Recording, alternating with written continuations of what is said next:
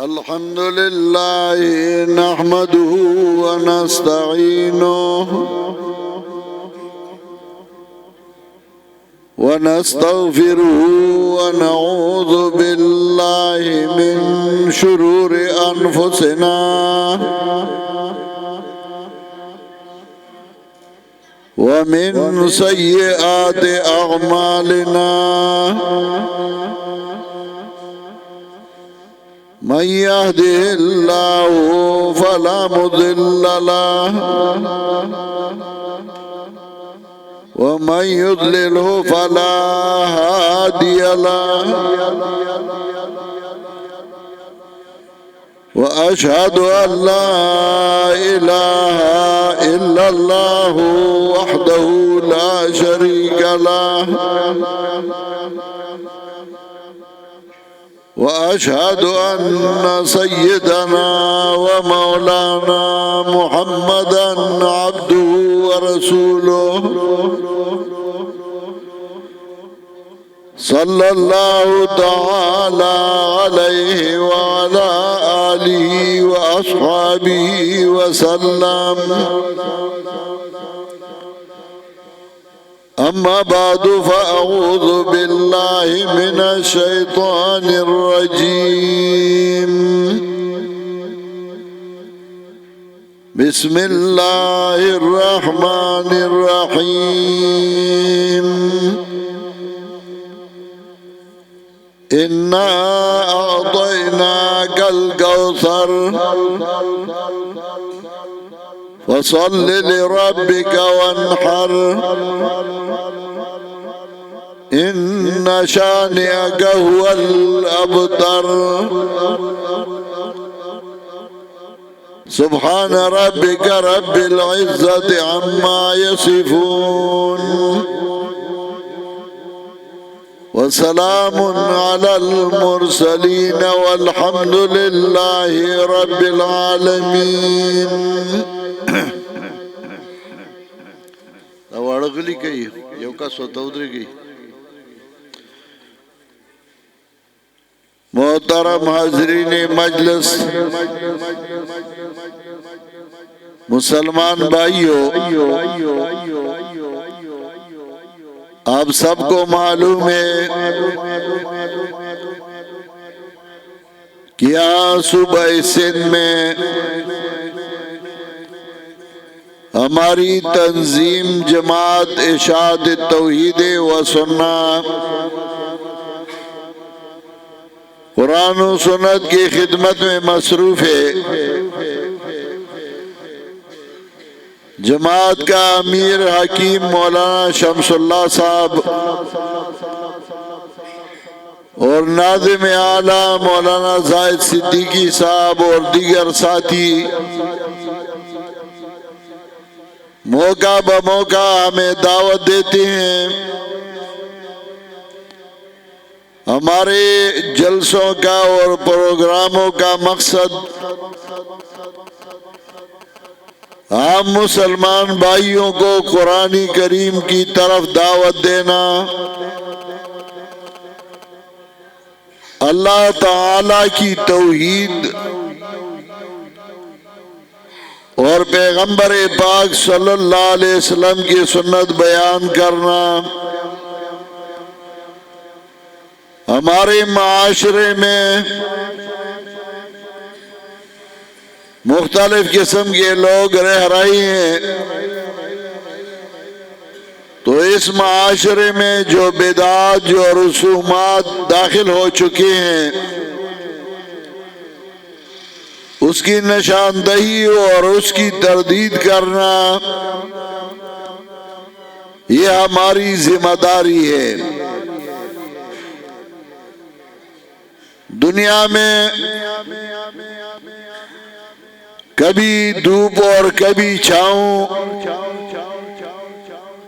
کبھی بارش اور کبھی سورج، کبھی دن اور کبھی رات،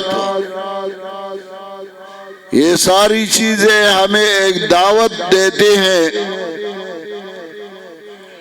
کہ جیسا کہ زمانے میں انقلاب آ رہا ہے، اسی طرح انسان تمہیں بھی انقلاب کا سامنا کرنا پڑے گا، کبھی بچپن، کبھی جوانی اور کبھی بڑھاپا، کبھی غربت اور کبھی مالداری، دولت مند، کبھی ایک حیثیت اور کبھی دوسری حیثیت، لیکن ان ساری چیزوں سے سبق حاصل کرنا یہ ہر انسان کی ذمہ داری ہے۔ حدیث میں آتا ہے، جناب رسول اللہ صلی اللہ علیہ وسلم فرماتے ہیں، الکیس من دان نفسہ وعمل لما بعد الموت۔ ہوشیار انسان اور عقل مند انسان وہ ہے جس نے اپنے ذات کے ساتھ حساب کیا، وعمل لما بعد الموت، اور موت کے بعد جو دور آ رہا ہے اس کے لیے کچھ عمل کیا۔ موت کے بعد زندگی جو برزخی زندگی ہے، نعمتیں بھی ہوتی ہیں، خوشیاں بھی ہوتی ہیں، عذاب اور تکالیف بھی ہوتے ہیں۔ پھر قیامت کے بعد جنت اور جہنم ہے۔ تو ہر عقل مند انسان یہ سوچتا ہے کہ میں اس کے لیے کچھ کر لوں۔ پرانے زمانے میں جتنے لوگ گزرے ہیں، اللہ تعالیٰ نے ان کی اصلاح کے لیے ان کے عقائد اور اعمال ٹھیک کرنے کے لیے انبیاء علیہ السلام مبعوث فرمائے۔ انبیاء علیہ السلام انسان تھے، اسی معاشرے میں رہتے تھے، انسانوں میں زندگی گزارتی تھی۔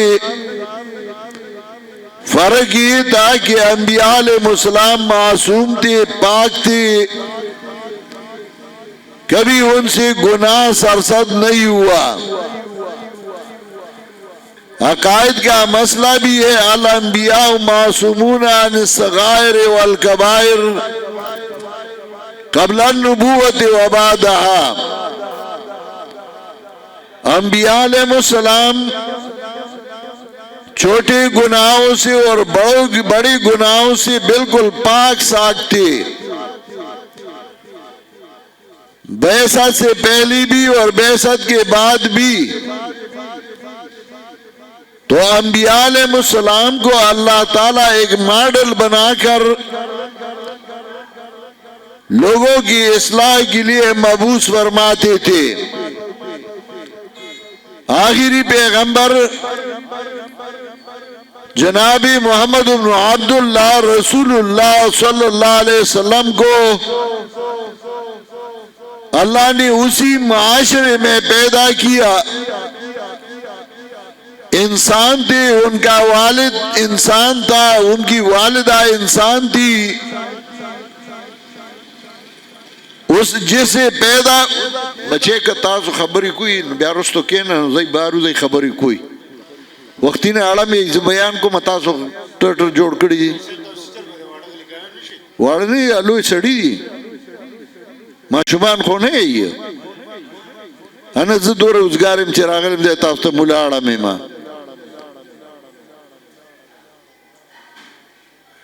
خلق غلی کینی جماعت کے آخری پیغمبر جناب محمد ابن عبداللہ رسول اللہ صلی اللہ علیہ وسلم انسان تھے، اور قرآن کریم میں بھی اللہ نے ان کو انسان سے مخاطب کیا، عبد سے مخاطب کیا۔ اللہ نے فرمایا وَأَنَّهُ لَمَّا قَامَ عَبْدُ اللَّهِ قَادُوا يَكُونُونَ عَلَيْهِ اللِّبَدَى۔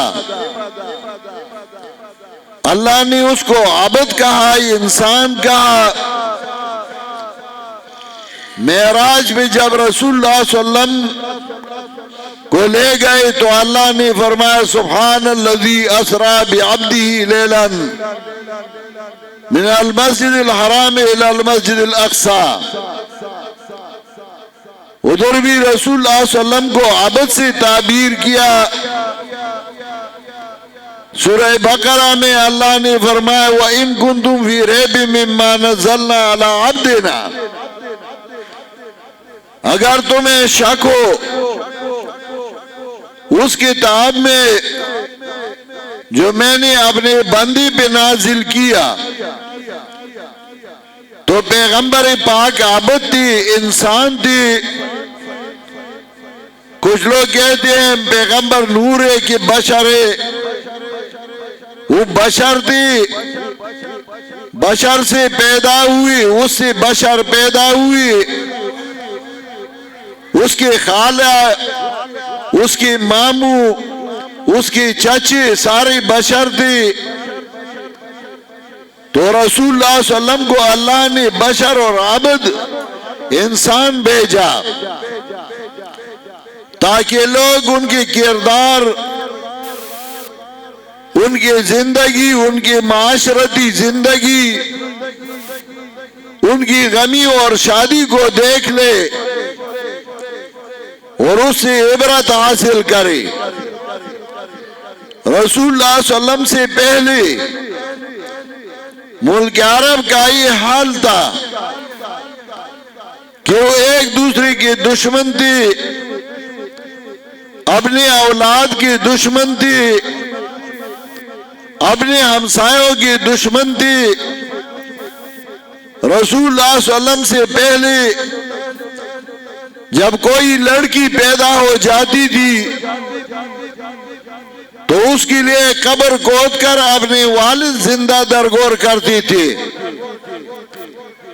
قرآن میں بھی اللہ نے فرمایا وَإِذَا الْمَوْءُودَةُ سُئِلَتْ بِأَيِّ ذَنبٍ قُتِلَتْ،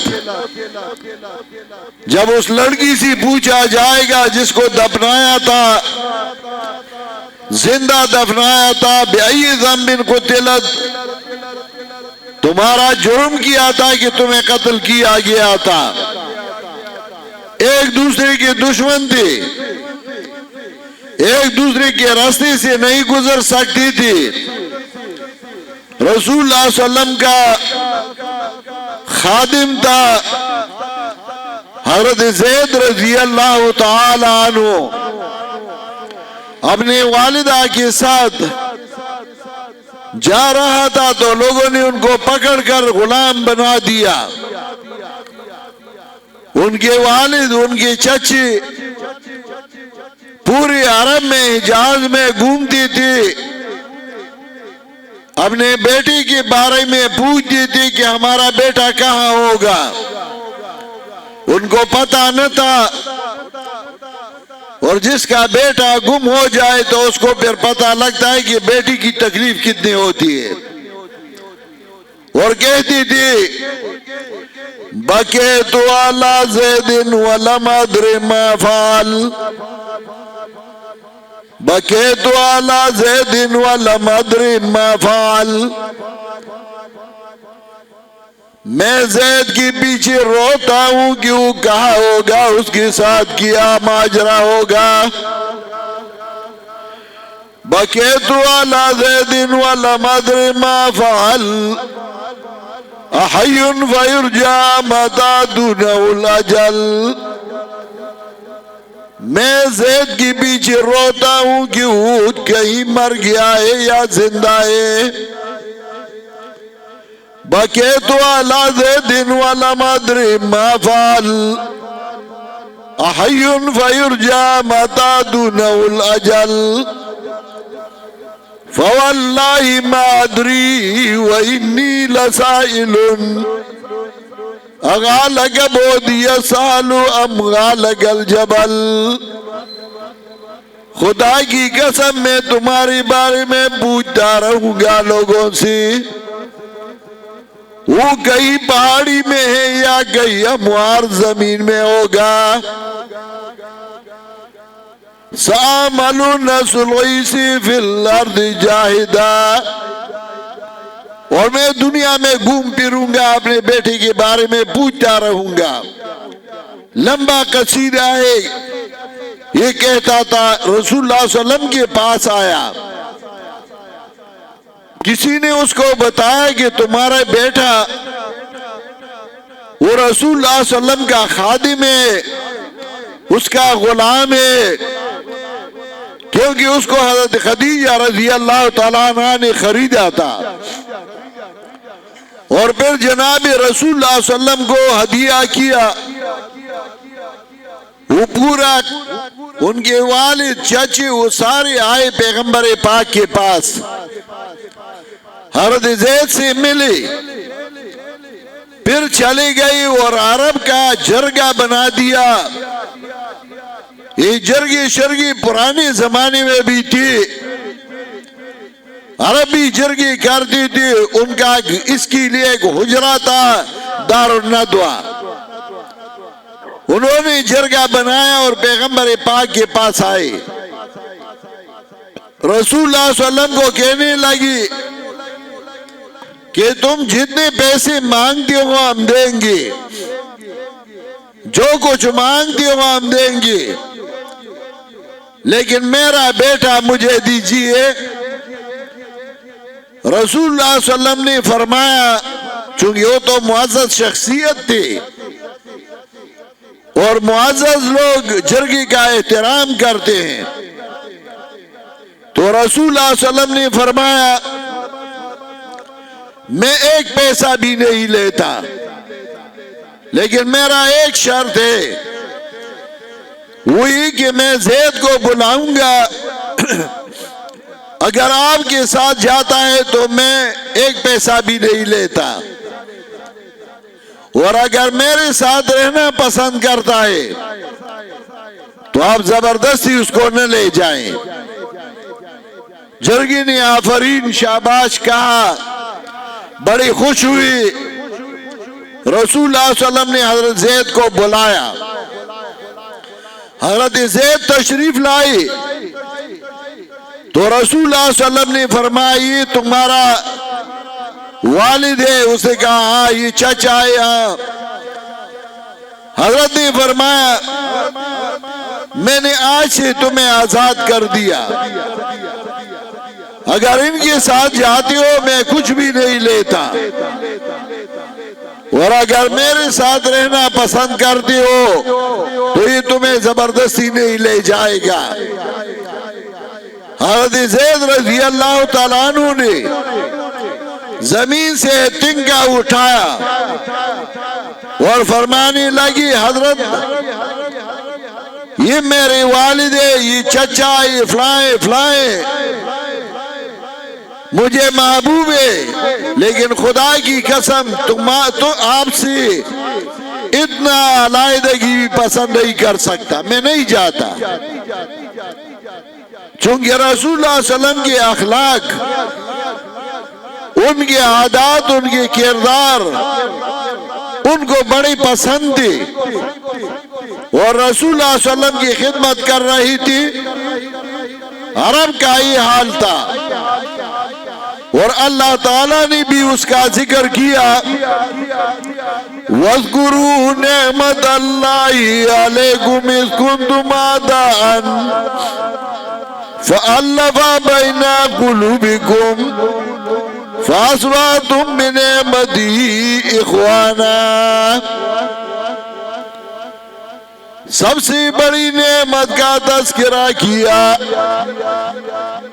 سب سے بڑی مصیبت ہے دشمنی اور عداوت. کسی کا باپ مر جائی، کسی کا بیٹا مر جائی، پہلے دن اس کو زیادہ خفگان ہوتا ہے، دوسرے دن اس سے کم اور تیسرے دن اس سے کم اور آہستہ آہستہ بھول جاتے ہیں. لیکن جب کسی کی دشمنی بن جائے پہلے دن اتنا پریشانی نہیں ہوتا، دوسرے دنوں سے زیادہ، تیسرے دنوں سے زیادہ،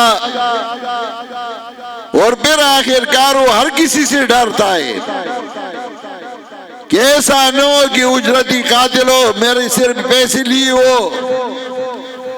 دشمنی ایک بہت بڑی مصیبت ہے، تو اللہ نے اس کا تذکرہ کیا، وَاذْكُرُوا نِعْمَةَ اللَّهِ عَلَيْكُمْ إِذْ كُنْتُمْ أَعْدَاءً،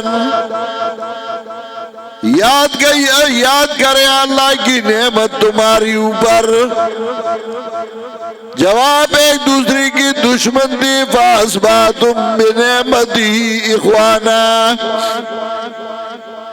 تم اللہ کی نعمت کی وجہ سے بھائی بھائی بن گئی۔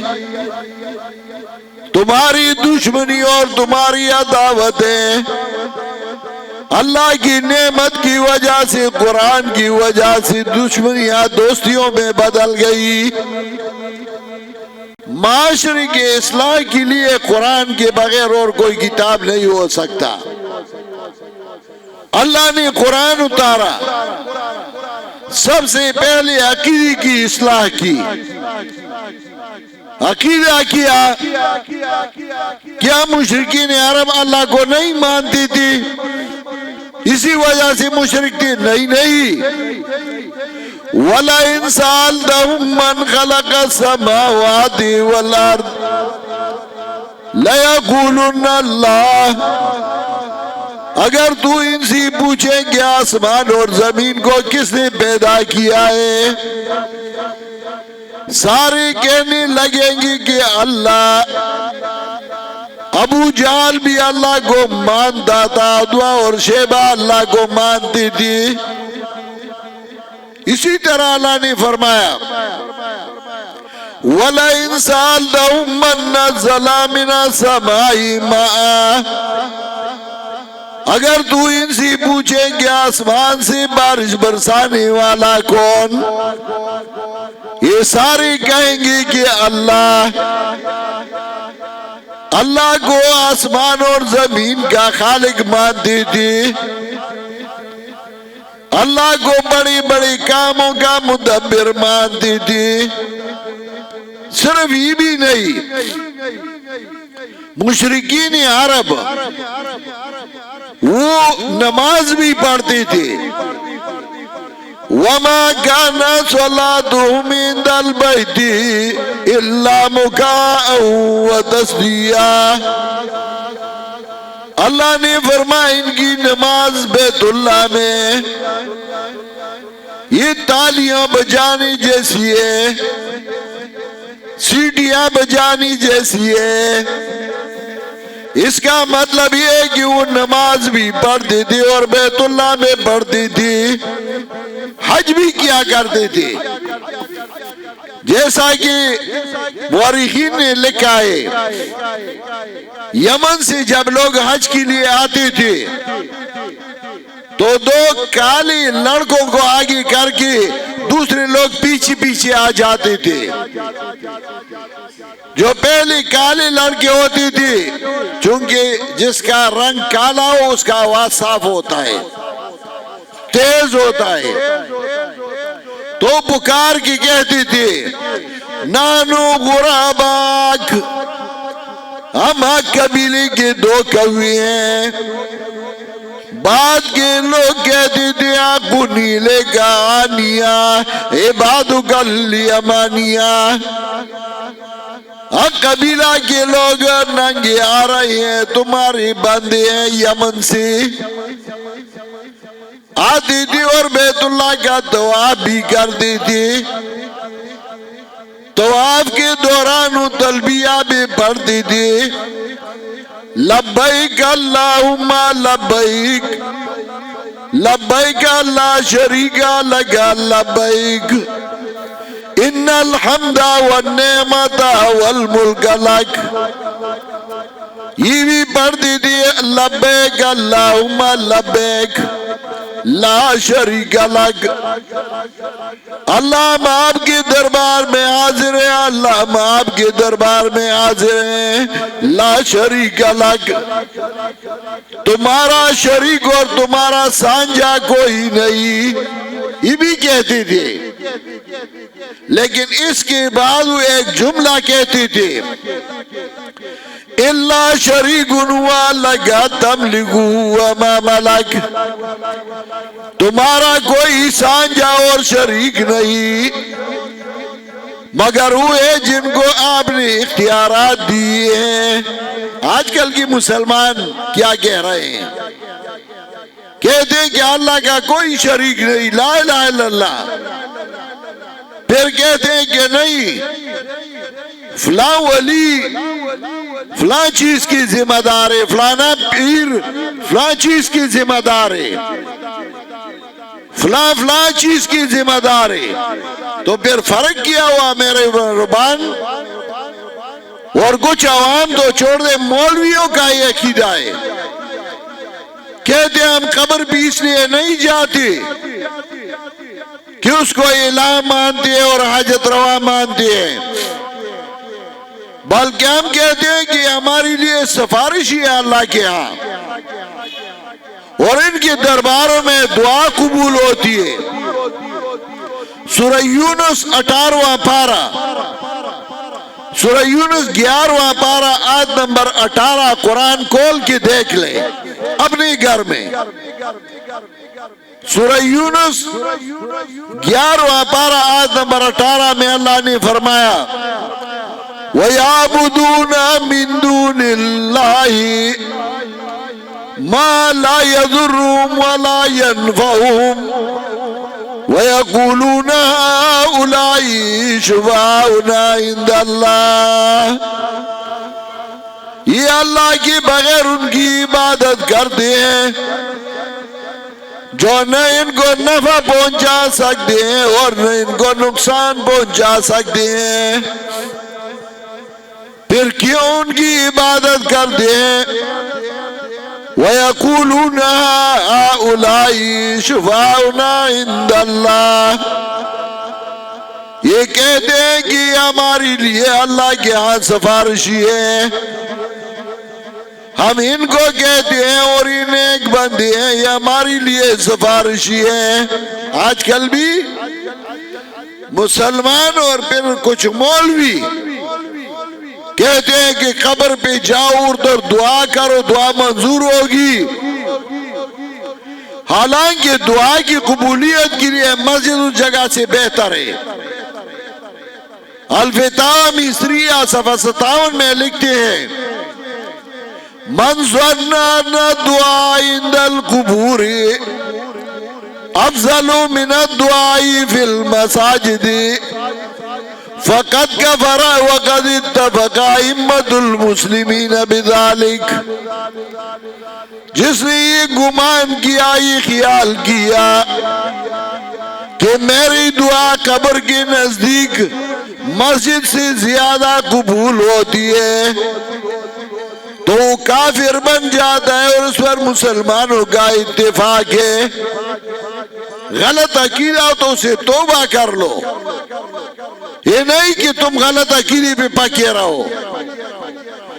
شاہ ولی اللہ رحمت اللہ علیہ، جس میں سارے محدثین کی سند اس کے ارد گھومتا ہے، شاہ ولی اللہ رحمت اللہ علیہ نے تفہیمات الہیہ میں لکھا ہے، کل من ذهب الى بلد اجمیر او الى قبر سالار مسعود غازی لأجل حاجت يطلبها ثم فقد آثم اسما اکبر من القتل والزنا، ہر وہ بندہ جو اجمیر شریف گیا یا سالار مسعود غازی کی قبر پہ گیا اور اس کا یہ عقیدہ ہو کہ میری دعا ادھر قبول ہوتی ہے، فقد آثم اسما اکبر من القتل والزنا، اس نے قتل و زنا سے بڑا گناہ کیا۔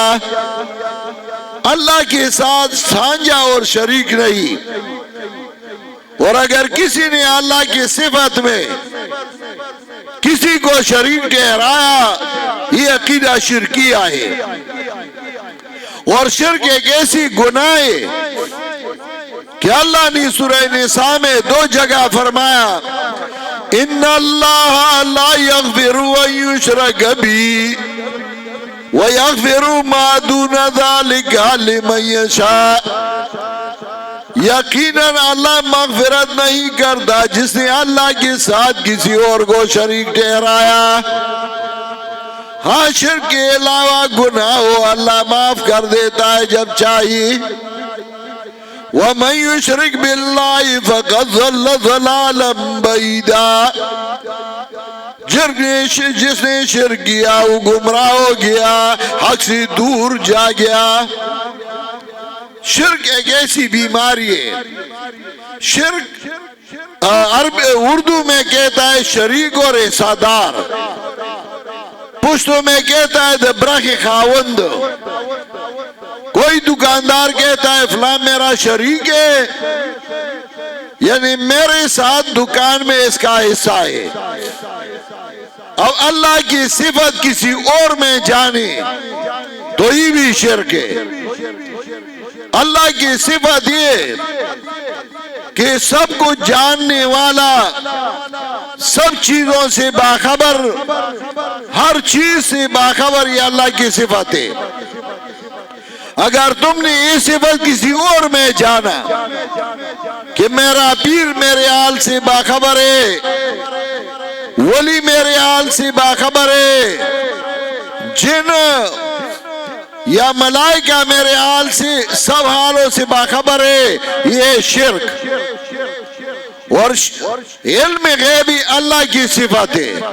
اللہ نے فرمایا انہو علیم بذات صدور، انہو علیم بذات صدور، سینوں میں جو کچھ ہے اس کا علم اللہ ہی کو ہے۔ اللہ نے فرمایا یعلم سرکم و جہرکم ویعلم ما تکسبون، جو تمہارے دل میں ہو اس کو بھی اللہ جانتا ہے، جو تم منہ پہ کہتے ہو اس کو بھی اللہ جانتا ہے، جو کچھ تم اسباب کے ساتھ کرتے ہو ہاتھوں سے پاؤں سے اس کو بھی اللہ جانتا ہے۔ اور اللہ تعالیٰ نے انبیاء کا تذکرہ کیا، اولیاء کا تذکرہ کیا کہ دیکھو انبیاء علیہ السلام ان کو غیب کا پتہ نہ تھا۔ حضرت یعقوب علیہ السلام کا بیٹا حضرت یوسف اپنے بھائیوں نے کنویں میں ڈالا، وہ حضرت یعقوب رو رہے ہیں، ان کو پتہ نہیں کہ میرا بیٹا کہاں ہے۔ جناب رسول اللہ صلی اللہ علیہ وسلم کو زہر پہ لایا گیا، ان کو پتہ نہ تھا کہ اس میں زہر ہے۔ رسول اللہ صلی اللہ علیہ وسلم کی بیوی پہ ام المومنین عائشہ رضی اللہ تعالیٰ عنہ پہ الزام لگایا گیا، اور رسول اللہ صلی اللہ علیہ وسلم کو پتہ نہ تھا کہ الزام جھوٹ ہے یا سچا ہے، جب تک کہ آیت اللہ نے نہیں اتاری۔ اسی طرح اصحاب کہف بڑی اولیاء کرام تھے، سوئی اور جب اٹھی ایک دوسرے سے پوچھتے ہیں قالا قائل منہم کم لبثتم قالوا لبثنا یوما او بعد یوم، ایک دوسرے سے پوچھنے لگے آپ نے اس غار میں کتنی مدت گزاری، کچھ کہتے تھے ایک دن اور کچھ کہتے تھے دن کا کچھ حصہ۔ اور اللہ نے فرمایا وَلَبِثُوا فِي كَهْفِهِمْ 300 سنین وازدادوا 9، وہ 309 سال اس غار میں سوئی تھی، ان کو اپنے حال کا پتہ نہ تھا۔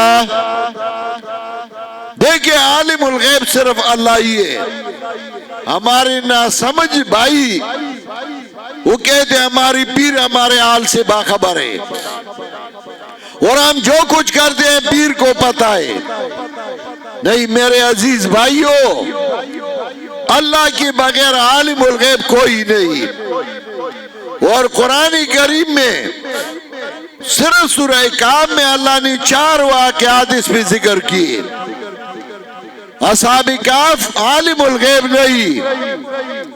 جناب رسول اللہ صلی اللہ علیہ وسلم کو اللہ نے فرمایا وَلَا تَقُولَنَّ لِشَيْءٍ إِنِّي فَاعِلٌ ذَلِكَ غَدًا إِلَّا يَشَاءَ اللَّهُ.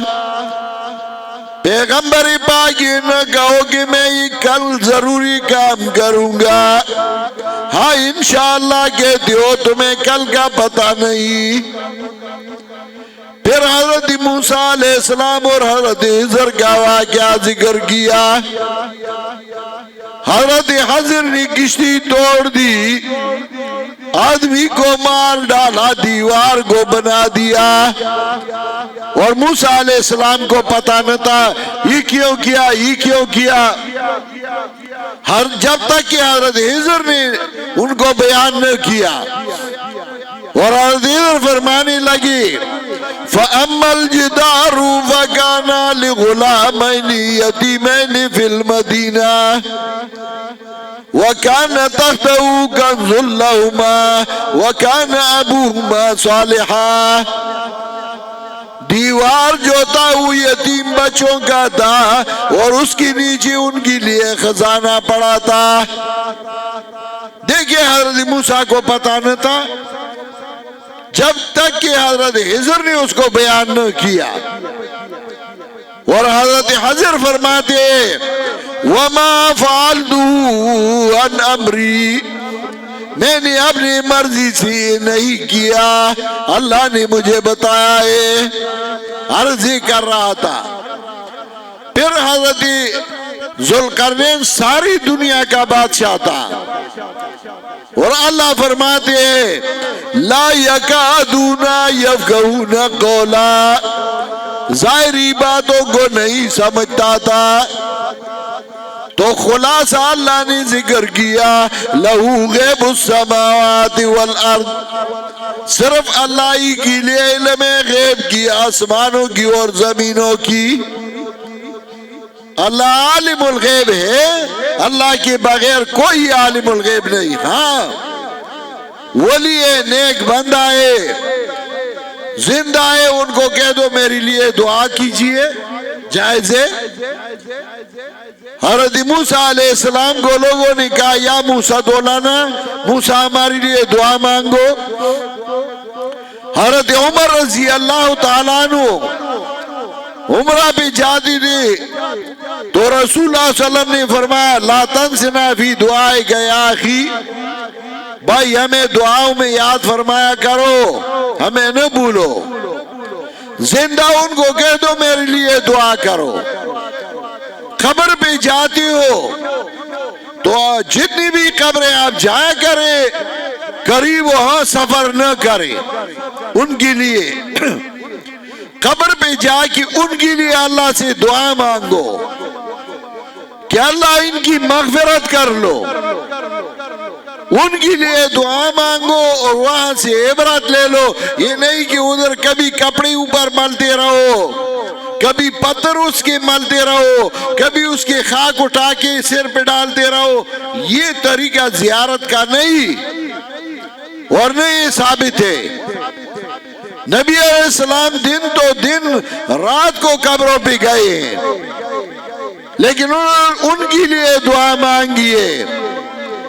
انتم سلفنا ونحن بالاثر, ان کے لیے دعا مانگی, ادھر سے عبرت لیا.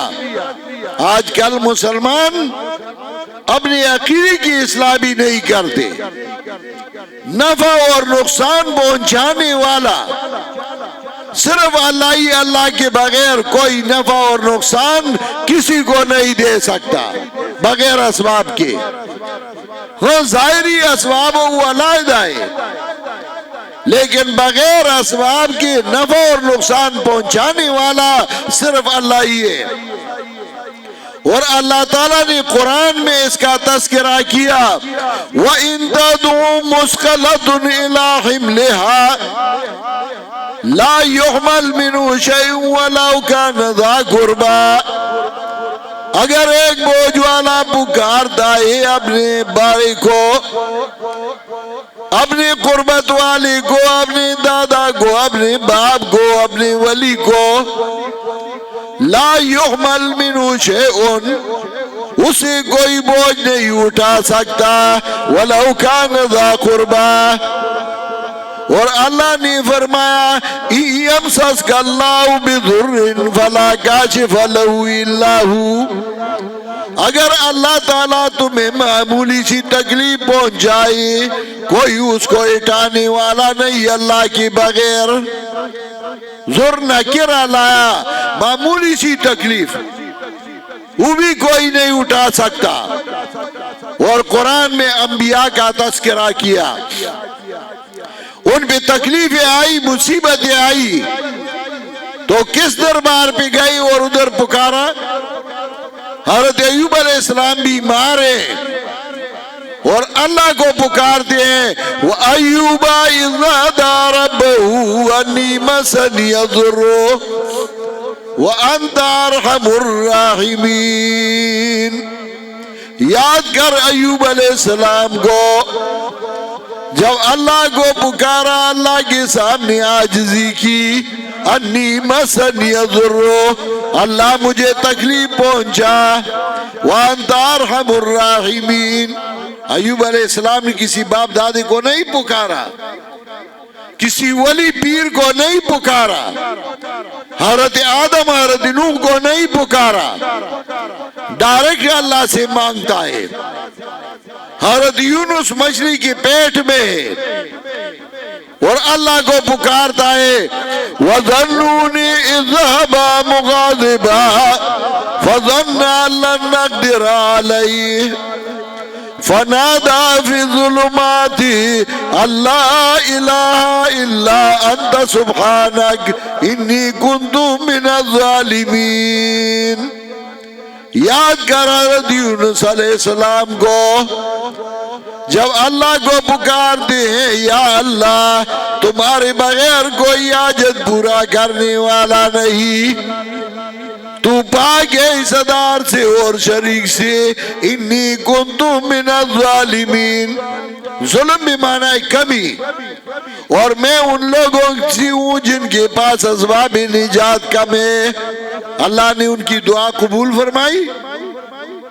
حضرت زکریا علیہ السلام کا بیٹا نہیں تو کسی دربار پہ نہیں گیا کہ ادھر جھنڈوں میں گرے ڈالی یا ادھر پتھر اٹھا کے اپنے اوپر ملی، نہیں۔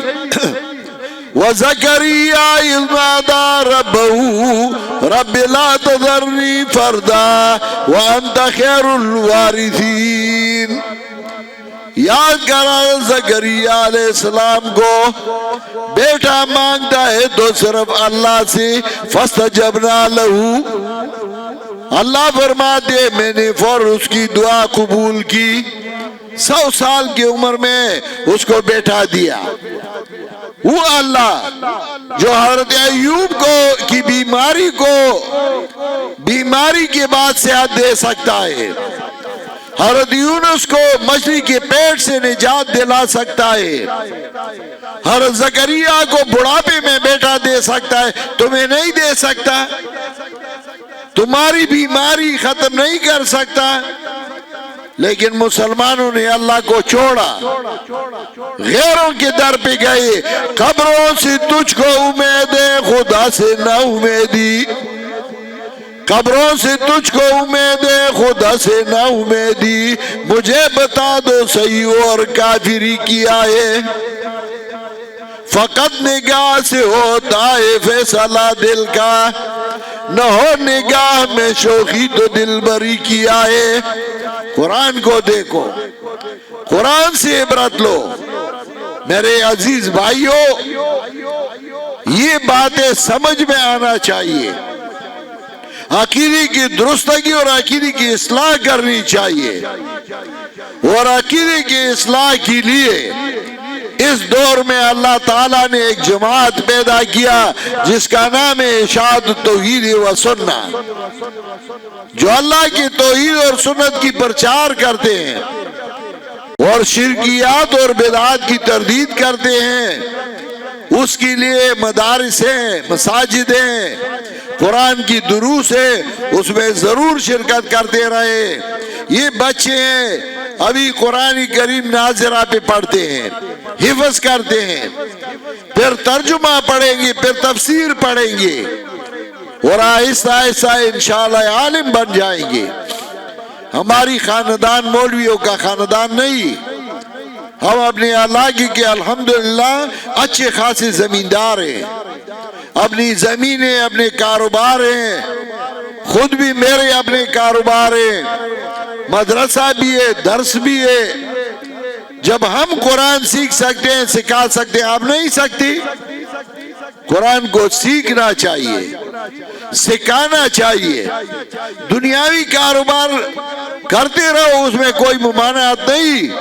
میں نے خود بھی دبئی سے عمان میں نے اسکرب کی مشینیں لگائی تھی، دبئی میں کپڑے کا کاروبار کیا 15 سال، چائنا سے کاروبار کیا، اپنے علاقے میں 2 بڑے بڑے ہوٹل ہیں، اپنا ہاسپٹل ہے، اپنا پیٹرول پمپ ہے، پیزا ہٹ ہے، کاروبار ہے، ساتھ ساتھ قرآن کریم کی خدمت بھی کرتے ہیں۔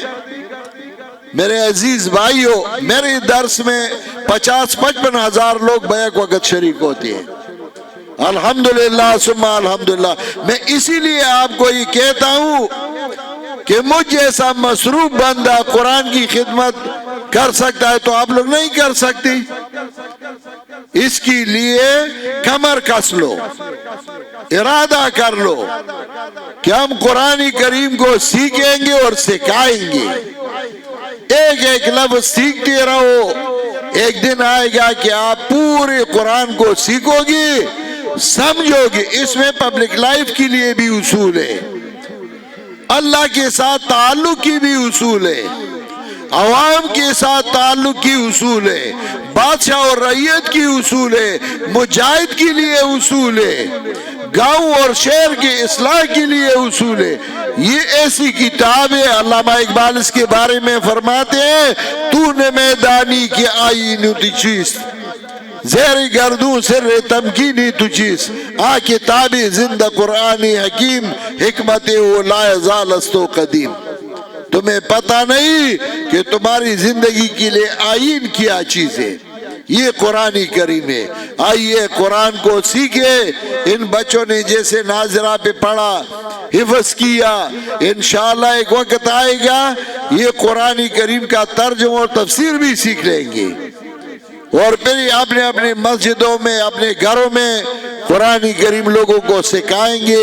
ہماری دعا ہے کہ جتنے بچوں نے ادھر قرآن کریم کو ختم کیا، پڑھا، اللہ تعالیٰ ان کو علم نافع عطا فرمائے، اور اس محلے میں، اس علاقے میں اللہ تعالیٰ اپنے رحمتوں کا نزول فرمائے۔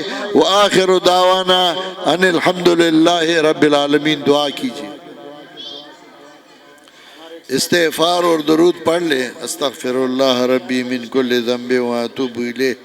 اللہم صلی علی محمد وعلی آل محمد کما صلیت علی ابراہیم وعلی آل ابراہیم انک حمید مجید۔ اللہم بارک علی محمد وعلی آل محمد کما بارکت علی ابراہیم وعلی آل ابراہیم انک حمید مجید۔ دعا کیجئے جتنی مسلمان بھائی بہنیں بڑے چھوٹے وفات پا گئے ہیں، اللہ تعالیٰ ان سب کی مغفرت فرمائے۔ جتنے زندہ ہیں اللہ تعالیٰ ان کی عمر میں برکت عطا فرمائے۔ بیمار ہیں کچھ لوگ جنہوں نے دعائیں مانگی ہیں، جنہوں نے نہیں مانگی، ان سب کے لیے دعا کیجئے کہ اللہ تعالیٰ ان سب کو صحت کاملہ عطا فرمائے۔ جن کے اولاد نہ ہو اللہ تعالیٰ ان کو نیک صالح اولاد عطا فرمائے۔ جن کے کاروبار نہ ہو اللہ تعالیٰ ان کے کاروبار کے لیے ذرائع اور راستے کھولے، اور اللہ تعالیٰ ان کے کاروباروں میں برکت عطا فرمائے۔ جتنے ساتھی مسلمان بھائی بڑے چھوٹے یہاں حاضری انہوں نے کی، اللہ تعالیٰ ان کے سارے حاجات پورا فرمائے۔ اللہ تعالیٰ ہم آپ کے دربار میں دعا گو ہیں کہ ہمیں قرآن و سنت پر استقامت عطا نصیب فرما۔ اللہ تعالیٰ ہم سب کو دنیا سے جاتی ہوئی کلمہ توحید نصیب فرما۔ اللہم اعنا علی ذکرک و شکرک و حسن عبادتک۔ سجاد بھائی بیمار ہیں اور بھی کچھ بیمار ہیں، ان کے لیے دعا کیجئے کہ اللہ تعالیٰ ان سب کی کو صحت کاملہ عطا فرمائے۔ اللہم قوینا فی رضاک وخذل الخیر بناصیتنا وجعل الاسلام منتہی رجائنا۔ اللہم اعنا علی ذکرک و شکرک و حسن عبادتک و صلی اللہ تعالی علی خیر خلقی محمد و آلہ و صحبہ.